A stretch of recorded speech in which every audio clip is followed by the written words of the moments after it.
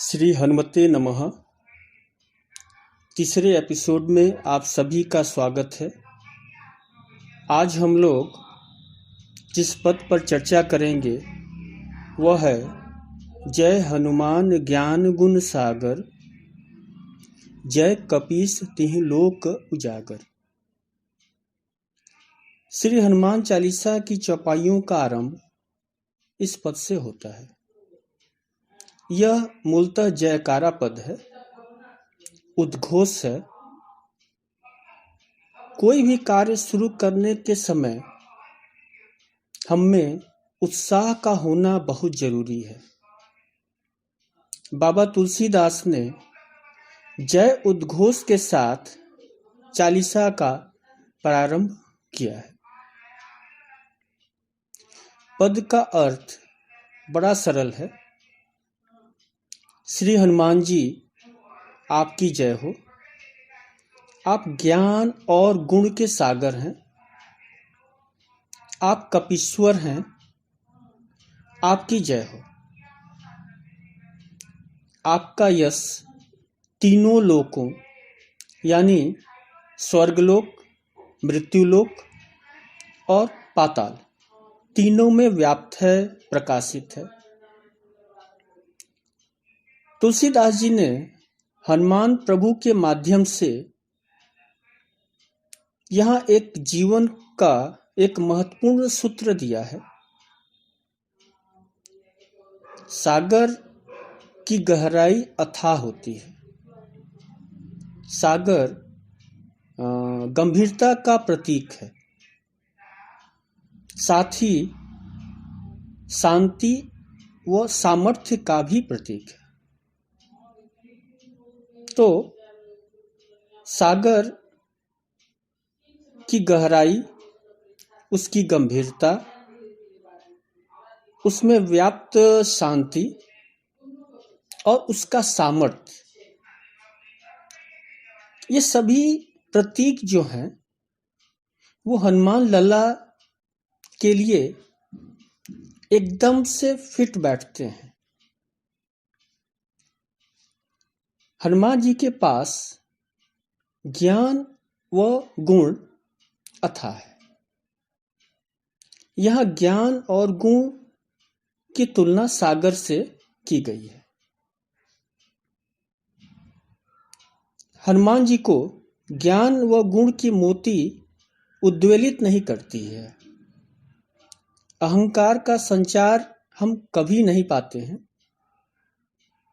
संसार में ऐसे ही ज्ञान और गुण की पूजा होती है, ऐसे ही जयकारा लगता है।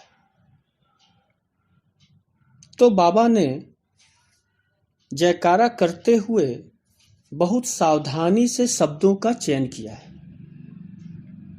बहुत सरल शब्द हैं और ये बड़े महान संतों, लेखकों की यह विशेषता होती है कि वो साधारण शब्दों से बड़ी बात कह जाते हैं। तो बाबा ने यहाँ शब्दों का चयन बहुत ही सावधानी और बहुत ही सरलता से किया है। एक बात यहाँ ध्यान देने वाली है कि जयकारा हनुमान जी का हम क्यों लगाएं?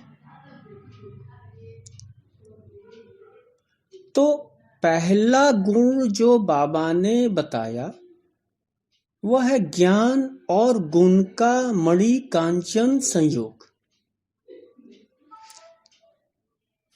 और हम अब दूसरी पंक्ति और अगर बढ़ें तो जय कपीस तिहुँ लोक उजागर। इसमें हनुमान जी को कपीस कहा गया है। अब सवाल उठता है, हनुमान जी को कपीस क्यों कहा गया? वे वानरों के राजा नहीं थे, कोई राज सत्ता भी उनके पास नहीं थी। हाँ, एक सत्ता थी, राम सत्ता, और उस राम सत्ता के सहारे बाली वध संभव हुआ, सुग्रीव राजा बने। तो क्या राज सत्ता से बड़ी राम सत्ता होती है? जवाब आपको मिल गया होगा। पुनः जानकी जी की खोज लेने के बाद जब हनुमान जी अपने वानर दल, जिसके नायक याद रखिए अंगद जी थे, लौटते हैं, तो महाराज सुग्रीव का यह कथन, नाथ काज किन्हु हनुमाना, राखे सकल कपिन के प्राणा, थोड़ा भ्रमित करता है, क्योंकि साधारणतः सेनापति सेनानायक को विजय का श्रेय मिलता है और युवराज अंगद उस वानर टुकड़ी के नायक थे, सो सफलता का श्रेय उनको मिलना चाहिए था, पर नहीं, सकल कपिन के प्राण रक्षक हनुमान जी बने। वे सभी वानरों के प्राण रक्षक बने, अतः कपि शब्द का प्रयोग किया गया है। तो बाबा की नजरों में राजा कपीस वह नहीं है जो इसके पास राज सत्ता हो, कपीस वह है जो प्राणों का रक्षक हो। समष्टि साधना में स्वर्ग, मृत्यु और पाताल नाम के तीन लोक हैं। हनुमान जी स्वर्ग में उड़ान भरते हैं। आप सभी लोग नित्य गुनगुनाते होंगे, बाल समय रवि भक्ष लियो तब तीनहु लोक भयो अंधियारो। यानी हनुमान जी ने जब सूर्य को फल समझकर मुख में रख लिया तो तीनों लोकों में अंधियारा फैल गया। मृत्यु लोक में उनकी कीर्ति की बराबरी कौन कर सकता है? चारों युग में है। मृत्यु लोक मतलब इस संसार को कहा गया है, तो चारों युग में है। रुद्र अवतार हैं तो सतयुग में थे। प्रभु श्री राम के संग उन्होंने लंका विजय की, मां जानकी को खोजा, राम राज्य की स्थापना में एक अहम योगदान दिया, तो वो त्रेता में थे। द्वापर में महाभारत के युद्ध में कृष्ण महाराज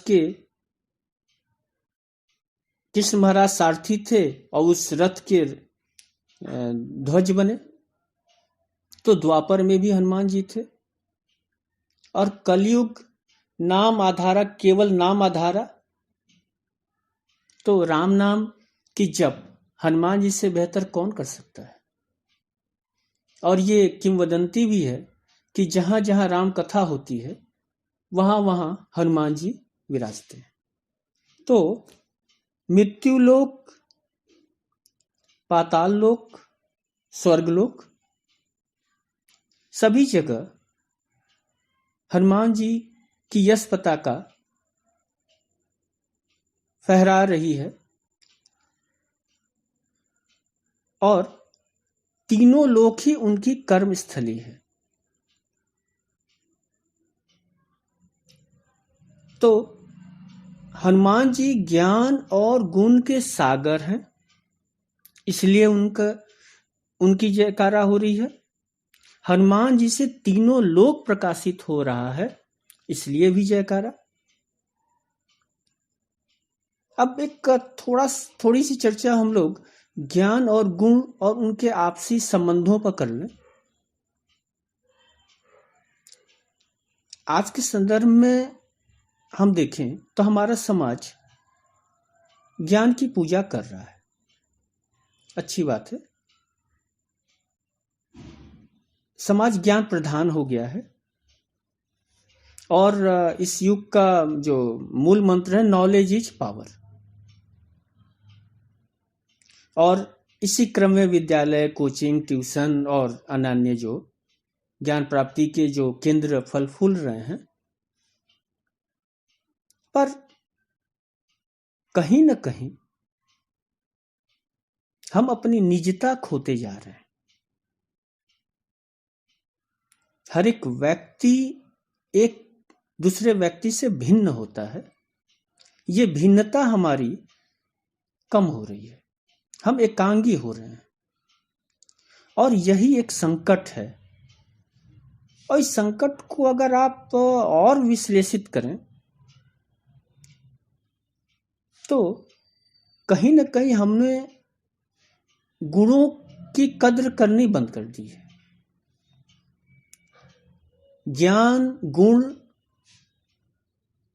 एक साथ अगर न हो तो समाज के लिए वो स्थिति हितकारी नहीं कही जा सकती। वो समाज, वो घर कैसे सुखी रह सकता है, क्योंकि संवेदनहीन हो जाएगा। और दुर्भाग्य से हमने गुणों की सराहना बंद कर दी।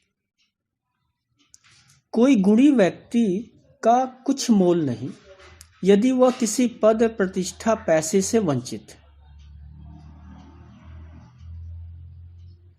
आज जरूरत है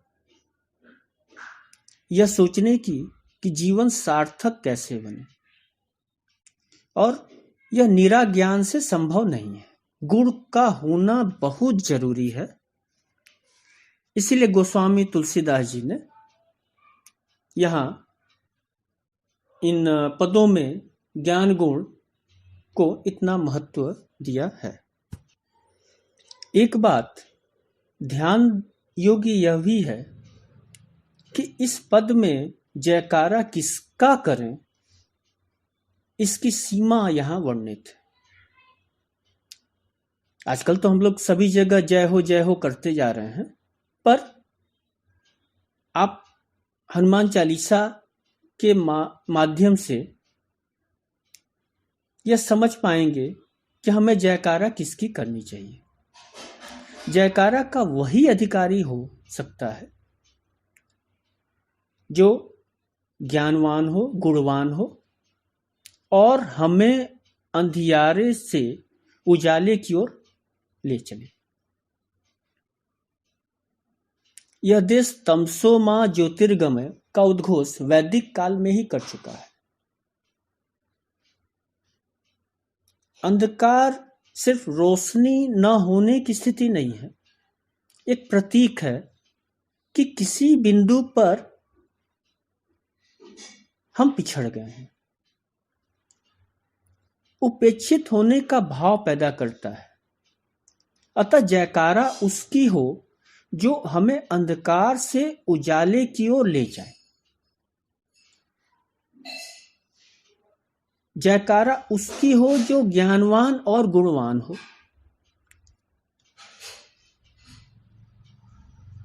कहना नहीं होगा कि हमारे हनुमत प्रभु ऐसे ही हैं, इसमें कोई संदेह नहीं। और इसीलिए बाबा तुलसीदास ने चालीसा के प्रथम क्रम में ही उनका आवाहन किया है, जयकारा लगाया है, ताकि हनुमान जी का ध्यान हमारी ओर आए और हमें कृपा प्राप्त हो जाए। आज बस इतना ही। फिर अगले एपिसोड में हम लोग फिर नए पद के साथ